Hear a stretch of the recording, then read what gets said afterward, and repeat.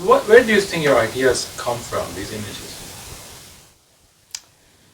Ah, hmm. Well, they kind of come from what I feel like the culture needs. First it was healing, because we all did, and I did. But right now, I feel like what the culture needs right now is beauty and wisdom and compassion. And so every piece I make, I want to embody it with that. Well, it started with healing. So I was a mess, and I came to art later in life, and I saw it as a chance to heal. And so I took all of the ugh and pain and I transformed it into these. And the thing that was so interesting was that people would, because then I went out into the world with it, which is like, hello, really? You're like tearing your soul open, putting it in here, and then you're going out into the world. Because I wanted to make a living, I wanted to be seen. And sometimes people would see it, and other times they wouldn't. Like they would see something like this and they go, oh, that's so sweet. Isn't that darling? And then other people would be just weeping. Oh my God. And then people started accusing me of doing voodoo.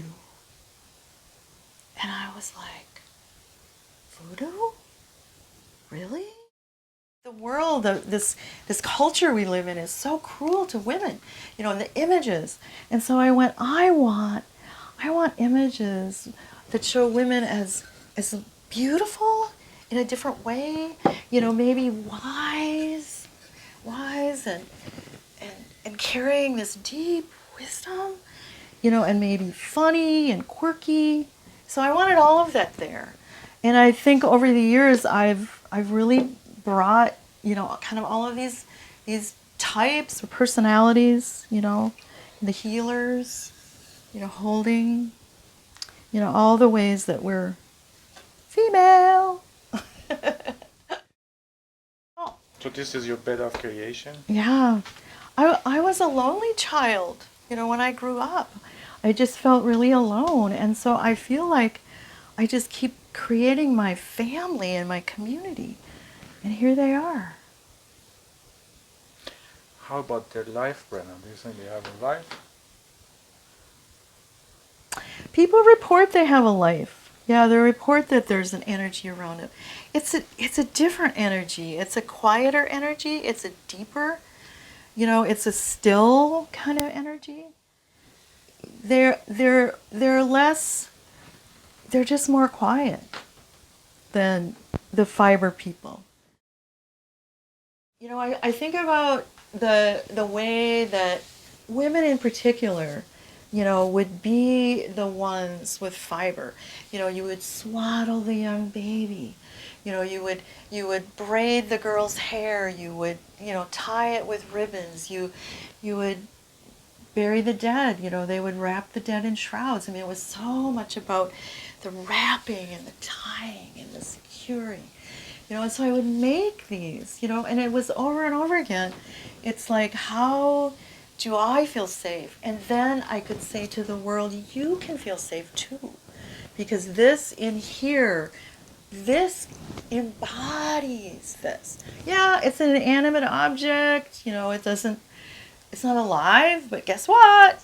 There's energy. And that's what I was really interested in was helping people understand, that inanimate objects carry energy. They carry my energy that I made. They're a natural element. Fiber grows in the earth. This clay comes from the earth. And it's all of a piece, and it still has energy. So that was what I was really interested in. There's something going on here. Oh, I think they talk to each other. I definitely do. Because, and I know they talk to the clay, clay in the bag, because I'll, be going, oh, I'll have this clay in my hand, and I'm going to start making something, and then all of a sudden it's like, wait a minute, it turns into something else. And I think she said, I want you to come. And so I had to make one that was just like that. So definitely they talk to each other. And they talk to the clay, because they're all of a piece. You don't ever stop being clay, no matter what element you're in, no matter if you're, pre-fired and you're just oozy and yummy, you're still clay. I call them handheld heroes.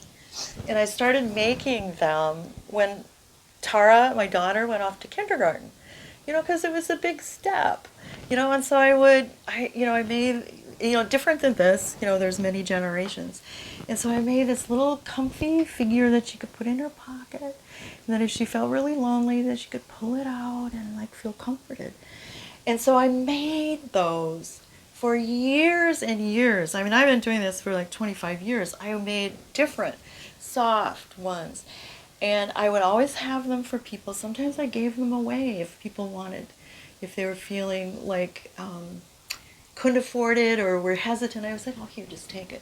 And I heard so many stories of people. It's like, healers would say, I can feel the energy in this. Like healing touch people. And I remember stories people would tell me, it's like, I had to go and fly on an airplane to see my very sick son. And I held this doll and I was terrified. She helped me. It's like, how do you explain that? I mean, it's energy. It's just awesome. And the other thing is their names. And so somewhere along the line, when I'm making, it's like, I ask, well, who are you? And then they tell me what their names are. And she says, I am welcome. And what does she say? She says,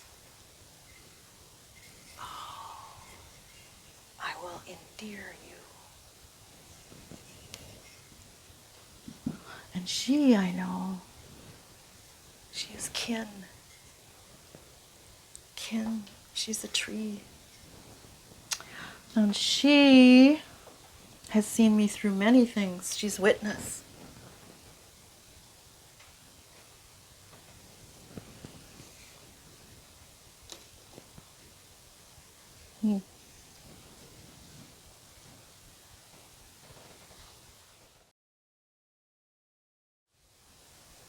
And I was like, voodoo?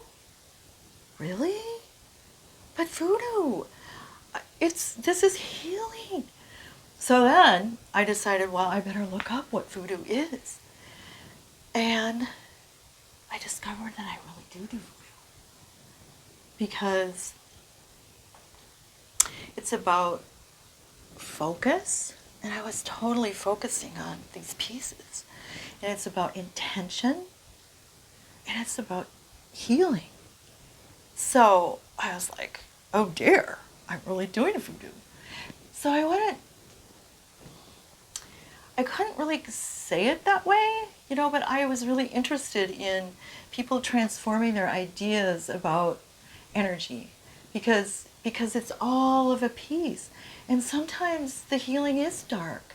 I mean, you go to really dark places, when you confront these parts of yourself that are so awful and that you've hated about yourself for so long, and so when it finally comes out symbolically, because it's always about what does it mean, these pins, while they are piercing this figure, it is a kind of voodoo thing because it's all about, pins and all that. But while they are piercing this figure, which is a painful thing, they're also,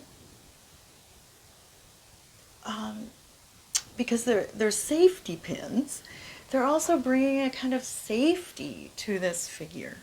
And so I felt like the over and over again, the piercing, the closing, the, attaching, small pieces of fabric. It felt like such a healing endeavor, and so then when I put it out into the world, I mean, I made a whole series of these because, hello, I had a lot of healing to do. they were seen, and people took them home into their lives.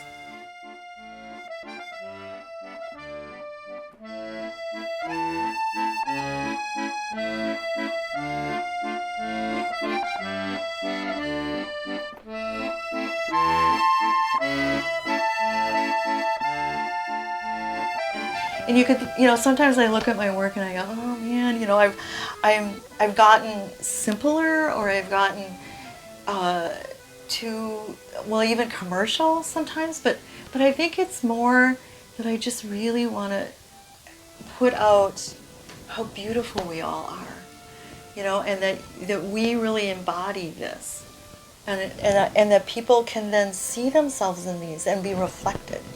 So that what comes back to you is this, oh yeah, I am beautiful, I am compassionate.